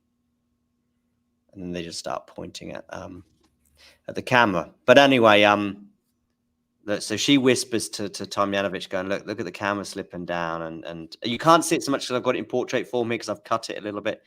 But and so look, Tomljanovic's like, yeah, and they're sort of looking and laughing, and they do eventually, or she points at me, and I'm like, look, there you go. Look, Saville then points at me, and so does Tomljanovic. I don't know what they're talking about. And to be honest with you, by the way, the camera wasn't slipping that much. It was just going down a bit. And they must have been so bored in this press conference that was their highlight. Is Casey Anthony a new person in the chat? Yeah. And therefore, what we've got to do, Miles? Tell them to subscribe. There you go. And click the like button if you've enjoyed our banter. Yeah. Something about Star Wars. I don't know who Casey Anthony is, but as far as that concerned, in real life, you have no idea what that name means. No, it's an American thing. Yeah, she's a what's the word where you're popular but not for a good thing? Infamous. Oh, it's infamous. She's infamous. Yeah. Oh, okay. You already subscribed. Thank you, Casey.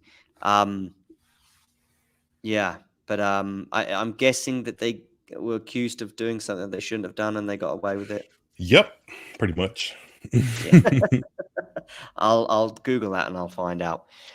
Okay, listen, let's finish this now because we were here to talk about. Oh, I see Tom Mount's been broken. But anyway, we've got other things to come actually, because in a few minutes, Nick and Isabel are going to bring they really? A match, and I'm just trying to. It's Azarenka Sabalenka. That's tonight. That's the match of the anchors. We've got the anchors coming up. Nick is calling a good one. Yeah, I'll probably be knocked out. I might try to be in the chat, but there you go. I always look forward to Nick, and Isabel is quickly becoming one of my favorite voices in tennis too. So there you go. That's a good one. A lovely backhand there from Tomljanovic, not from the point. But yeah, they are going to be bringing us the match of the Incas. If you the Incas, no, they're not the Mexicans. Was it Mexican? I think Incas. The Incas from no, Incas is Peru. Oh, Aztecs is Mexican. Yeah, sorry, I'm getting my history model up there. But yes, you thought the anchors were from Peru? Nope, they're from Belarus, and they're going to be taken to the court very shortly in Brisbane. And Nick and Isabel will be bringing you that. So I'm now going to find the link. I'm going to post it in the live chat, and then I'm going to bring this to an end. But I'm just going to keep talking while I find the link. Who's winning, Sabalenka or Azarenka? Sabalenka. Although Azarenka does love that court in Brisbane. She's won it twice. And she looked really confident towards the end of that Ostapenko match. But I'm going to say Sabalenka wins because she likes Australia now too. And she just has a little bit more firepower. And although Azarenka is really good at anticipation and counterpunching the aggressiveness, might be a little bit too overwhelming. But you know, she has a fighting chance, like she often does in every match. I could be getting Azarenka confused. No, I think it is Azarenka. I feel as though she was sort of close-ish to. I did go steer. I did get a haircut, but it was about 2 weeks ago when I was in London. But thank you for noticing. I just feel as though Azarenka's been not playing with fire because she's come up against some really good opponents. But Kalinskaya, is it that she was? It was in this. It was straight sets, but she was really struggling to get over the line in that match.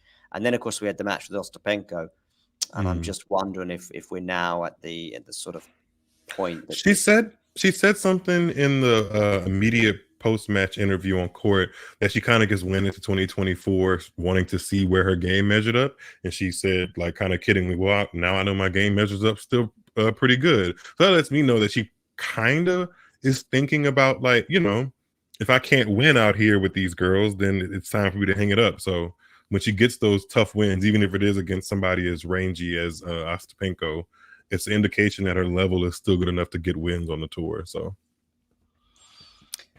I promise it's the last one, but because they've donated $2, I think we definitely need to answer it. And how many wins does Iga get this year? I'm not quite sure exactly how that's meant, but at least 45. At least 45 yeah, wins in singles. It might be framed as in like how many slams. How many wins did she get on the tour last year then? 50 something, I would imagine, maybe 60. But it could be framed as in like how many titles or how many slams. If you were going to go above or under, and I gave you 1 slam, Miles, for Iga, yeah, titles, I think, and probably big ones. And let's start with the slams at least. Above or under 1? I can't do under, so I got to do above. Yeah, I think it's. I can't see her. I can't. As it stands now, 1. If I had to guess for the year, I would probably go 1, 1.5. Me too. Yeah, I would stick between 1 and 2, nothing more than that. Yeah, because Wimbledon, I think, might happen in her career. This is getting quite. I said it would be the last one, but yeah, how many racket smashes for Bublik? Definitely over 1. I would say over 6. Yeah, I think so too. Casey, I do hope that's given you something. I'm going for the French Open. I think is a sort of 60% chance. I would say 80. You might do, but Iga or the field, and if you're going 80, then you're saying, and maybe you're right. Maybe I'm being too cautious, but I do think that Sabalenka, light day. I know she's beaten her on clay recently in a big match. You know, Mukhova, she's fit. It's a lot of ifs and buts. Coco, I think, is a bit closer to her than she was when they played at the French Open a couple of years ago. I still think she's winning it, but I'm thinking it's more like 60. That's my personal take. And therefore that's it. But Australia is the most difficult slam for her. Courts are a bit quicker, I think, in Melbourne than New York traditionally. And she's never gone beyond the semi-final there. How many lifetime slams for Matthew? I'm going 0. I'm going to go 1. Well, good for you, Miles, because Matthew's he's a fan of Rublev's. And Matthew, you've got to check out our Rublev content because we do give him a little love in that content, and none more so than in the review of the. So Matthew, have you watched that review that Jack and I did of the Monte Carlo final. We look back on it in a match of the year. Listen, I've got to go anyway because we've got this match, I think, starting any second between Azarenka and Sabalenka. So thank you very much for all the donations. Come and join us as well. And if we haven't given you a satisfactory response to your questions, particularly those who have donated, you can come back in and join the live chat and ask those questions to Nick and Isabel. I'm sure they'll spread their words of knowledge. Miles, big thanks for joining me today. Always fun, always welcome. And until next time, when we tune and talk into tennis. I'll butcher that, but whatever. Tune into tennis. That's where you need to find. Yeah, it's where you need to find Miles. He's doing tune into tennis. That's his Twitter handle, and that's the name of his YouTube channel. So make sure you check that out as well. And we'll speak to you all again very soon. I like this, Isabel. That's very good. Little play on words there from Ghosty. So on that bombshell, you know the drill. If you enjoyed this video, make sure you hit that like button. Don't forget to subscribe and click that notification bell so you don't miss out on all things tennis.